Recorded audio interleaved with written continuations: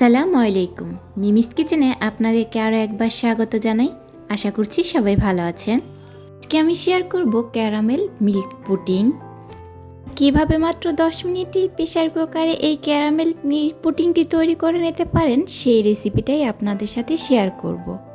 আশা করছি আজকের এই রেসিপি আপনাদের কাছে ভালো লাগবে এবং সহজও লাগবে। তাহলে চলুন রেসিপিটা দেখে নেই। চুলায় একটা প্যানে আমি নিয়ে নিচ্ছি 1/4 কাপের মতো চিনি, সাথে নিয়ে নিচ্ছি 1 চা চামচ পানি। আর এই পানি আর চিনিটাকে আমি ক্যারামেল করে নেব। অনেকেই আছে শুধু চিনিটাকেই ক্যারামেল করে নেন। যারা নতুন রাঁধুনি তারা কিন্তু একটু পানি মিক্স করে ক্যারামেলটা তৈরি করে নিতে পারেন। এতে করে ক্যারামেলটা পুড়ে যাবে না বা খেতে তিতাও লাগবে না। আর ক্যারামেলটা যদি পুড়ে যায় বা তিতা লাগে তাহলে পুডিংটাও কিন্তু ভালো হবে না। এখন কিন্তু আমার ক্যারামেলটা একেবারে তৈরি হয়ে গেছে আর আমি এখন চুলাটাকে অফ করে দিচ্ছি। আর দেখতেই পাচ্ছেন কেমন কালারটা চলে এসেছে।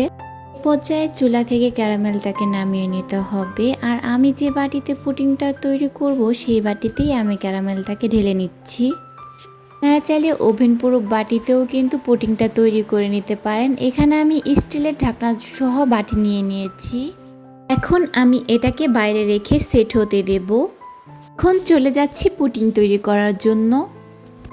এখানে একটা মিক্সিং বল নিয়ে নিয়েছি। এর মধ্যে এক এক করে আমি 5টা ডিম ভেঙে নিচ্ছি। পুডিং তৈরি করার ক্ষেত্রে যদি ডিমগুলো ফ্রিজে থাকে তো সেক্ষেত্রে পুডিংটা যখন তৈরি করবেন 10 থেকে 15 মিনিট আগেই ডিমগুলোকে বাইরে বের করে নিতে হবে। যখন ডিমগুলো রুম টেম্পারেচারে আসবে তখন ডিমগুলো ইউজ করতে হবে।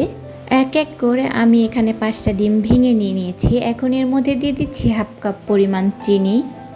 চিনিটা কিন্তু আপনারা বাড়িয়ে কমিয়ে নিতে পারেন আপনাদের টেস্ট অনুযায়ী।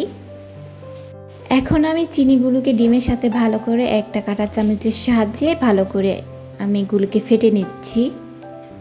আর চিনিটাকে চেষ্টা করবেন একটু ভালোভাবে ডিমের সাথে মিশিয়ে নিতে।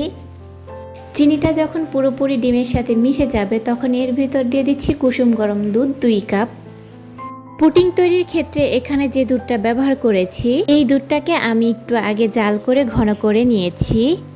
এতে করে আপনাদের কিন্তু কোনো গুঁড়া দুধ ব্যবহার করতে হবে না। এই দুধটা একটু ঘন করে নিলেই কিন্তু পুডিংটা খেতে ভালো লাগে।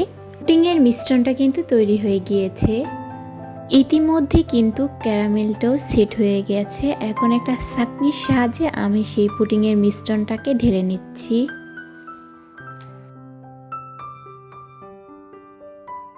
ছেঁকে নেওয়ার কারণে কিন্তু পুডিংটা খুবই স্মুথ হবে। আর হচ্ছে যখন একটা অনেকেই আছে ছিদ্র ছিদ্র থেকে যায় ওটা আর হবে না, তাই ছেঁকে নিলে আর কি একটু ভালো হয়।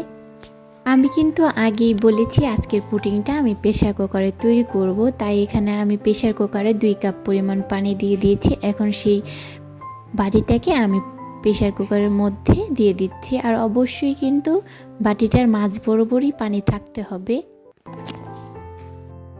আর মাঝারি আঁচে এটাকে আমি 3টা সিটি দিয়ে নেব। এর মধ্যেই কিন্তু পুডিংটা তৈরি হয়ে যাবে। পুডিংটাকে একটা ছুরির সাহায্যে আমি মাঝ বরাবর একটু গত করে দেখে নিচ্ছি যে পুডিংটা হয়েছে কিনা। যখন ছুরিটা পুরো ক্লিন এসেছে তার মানে পুডিংটা হয়ে গেছে। পুডিংটাকে আমি নর্মাল ফ্রিজে রেখে দিয়েছিলাম 1 ঘন্টার জন্য। এখন এটাকে মোল আউট করে নিচ্ছি। মাত্র 10 মিনিটেই কিন্তু এই পুডিংটা আমি তৈরি করে নিয়েছি। আর আপনারা অবশ্যই এই রেসিপি ফলো করে তৈরি করে দেখবেন। আশা করছি আপনাদের কাছে ভালো লাগবে এবং সহজও লাগবে।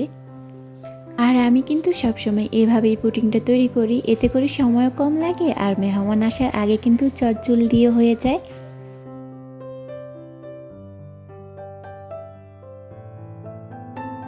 মিমিস কিচেন মানে সহজ রেসিপি, আর রান্না তো সহজ হয় দরকার, তাই না? তাহলে লাইক কমেন্ট শেয়ার করে অবশ্যই চ্যানেলটির সাথেই থাকবেন। সবাই ভালো থাকবেন, সুস্থ থাকবেন। আল্লাহ হাফেজ।